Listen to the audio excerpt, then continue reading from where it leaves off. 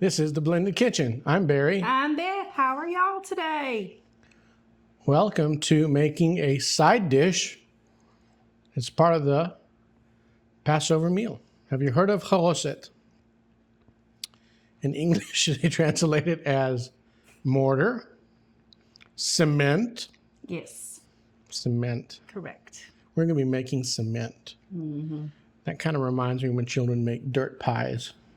Maybe. Maybe. We'll see. And I'm going to tell you, y'all, this is not going to look pretty at all. So don't expect beauty. Wait a second. We got a problem. So I guess I'll be doing the work today, and Barry will be doing close-up shots. But Haroset is another one of those things that can be more work than is good, but it's fine because it is central to the Seder plate, and it's traditional. And I tell you, it's made all over the world with ingredients that people can find locally. So in Europe, it'll be different. In Africa, it will be different. In Israel, it's different. In the United States and South America, it's all different, and it's based on what you have available to you. That's how it is in the diaspora. You just do with what you have. God understands the situations you're under. He wants to know your intention and your heart more than he wants you to get something XYZ correct. And that's when my theories of life are better than his. Because sometimes XYZ It's like ABC. cannot be achieved. You got to pick 3 letters.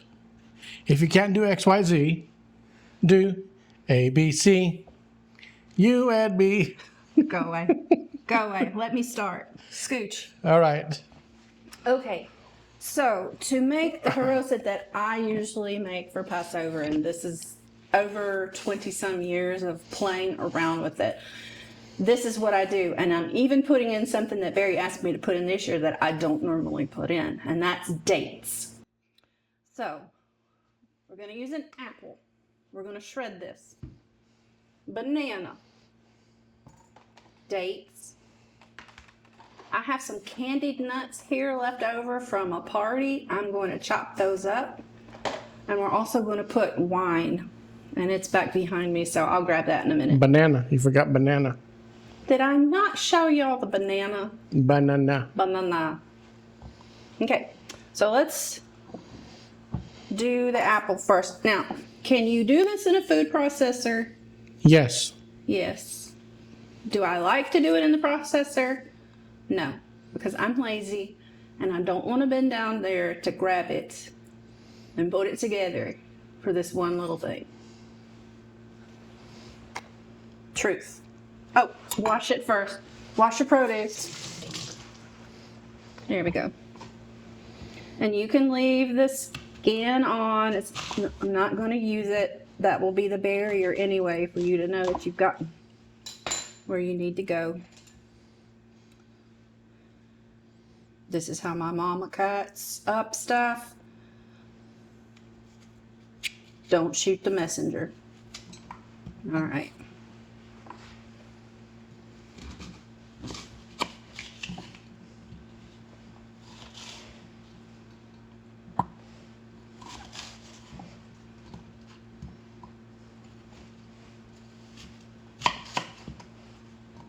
Okay. Now, we're simply going to take it on this edge of the grater. Can y'all see that? Yeah, it's the one most people use. And to be quite honest, in the comments below, if you know what to do with the rest of these, let me know. I would love to learn that lesson. We're just going to grate these apples down. Easy peasy.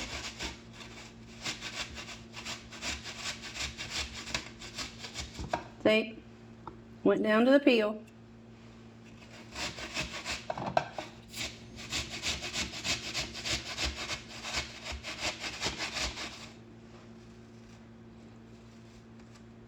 Okay, that's good enough.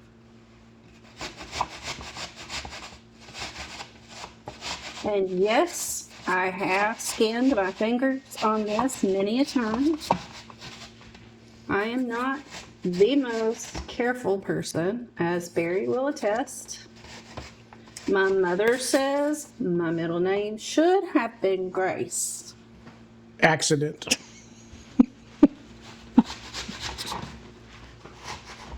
And I'm saying that because she is watching, and she's going to hoot with laughter when she hears that.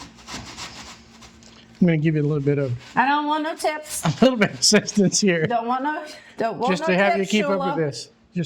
Just do your job and listen to this.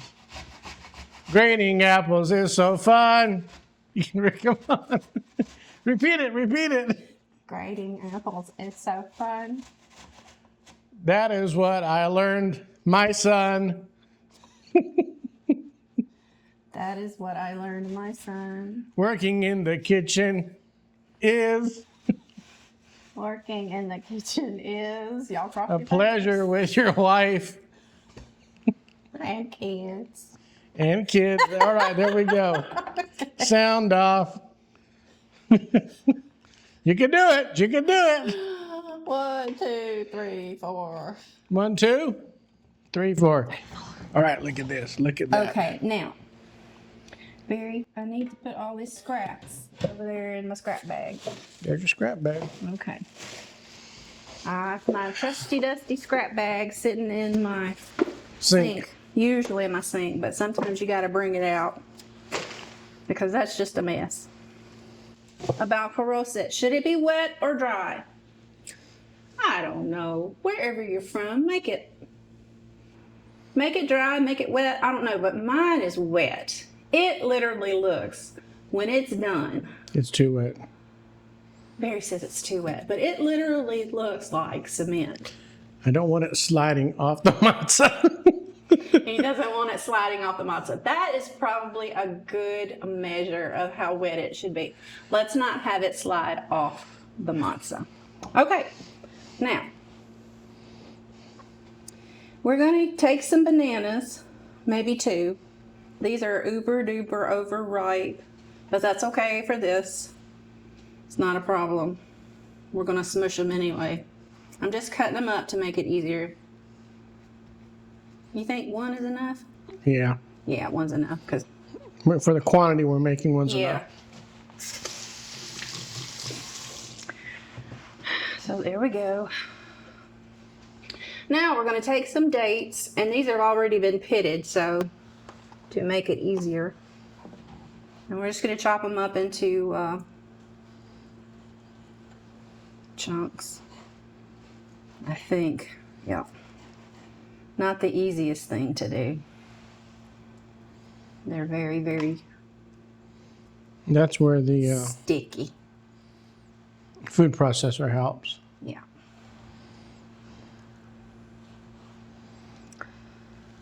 You know what I need, Baruch? What? Honey. I forgot to pull my honey out. All right, I'll go get it. And I'm going to take these nuts, and I believe they are pecans. Do not shoot the messenger. If you're from up north, you do say pecans, but I am not from the north. Down here, we say pecans. These happen to be candied. That's just going to add to the overall sweetness if I can cut them. Yep. Just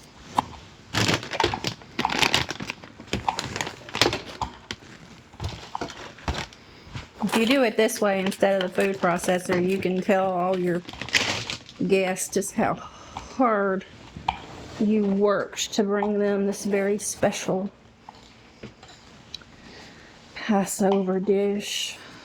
I don't think we got honey in here. Is it in We the don't fridge? have any? Oh well. Never fear. Maybe I know we got something special. Oh, we got Cairo. Nah, I don't want Cairo. I'll show you what we I got. tried. This is special.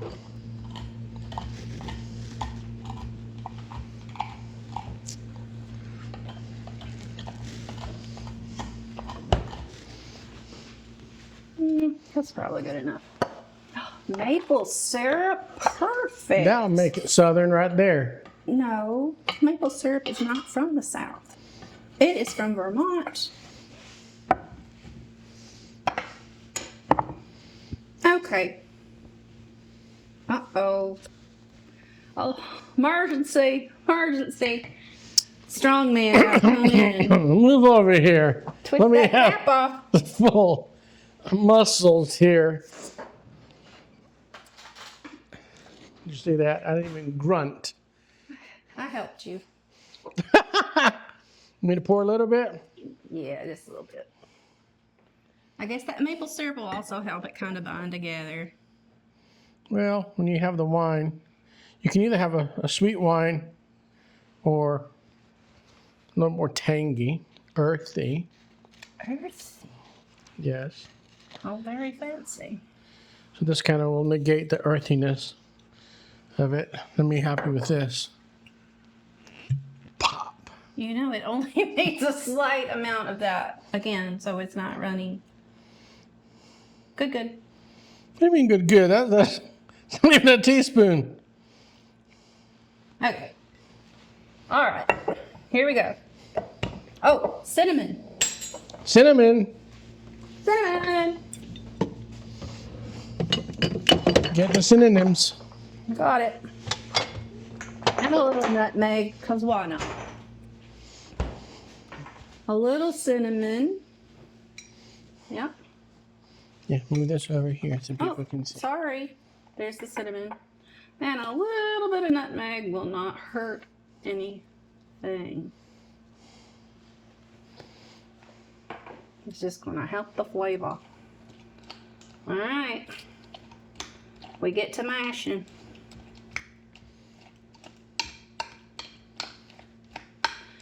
The wine helps the color change so that it gets, I don't know, gray. Did you say it's gray? Yeah, but you don't want it gray. You want it to really look brown. The more It's kind dates, of brownish. the more dates you have, and the more the bananas turn, the more brown it will be. And this is something you really want to make it a day or two before. Yes, This is something that sits and improves. over time. Yes, that is correct. And again, you can see it is not pretty. It needs to be scratched up more. Yes, I know. You want me to get the food processor? No, I refuse. On principle now. Some of the bananas that are not smooshing, that's the thing.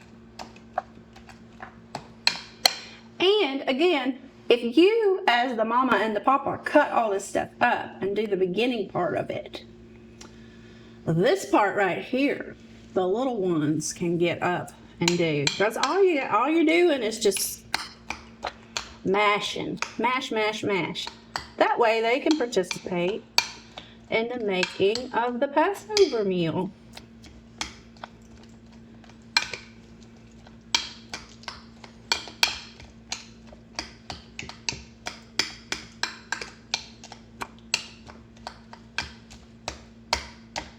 Smell the cinnamon. You can. That's why I put it in there, because it does make a difference if it has a little bit of flavoring.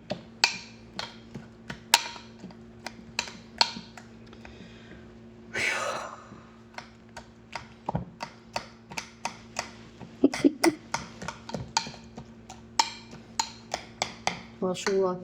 I'll give you a water break in an hour. Keep working.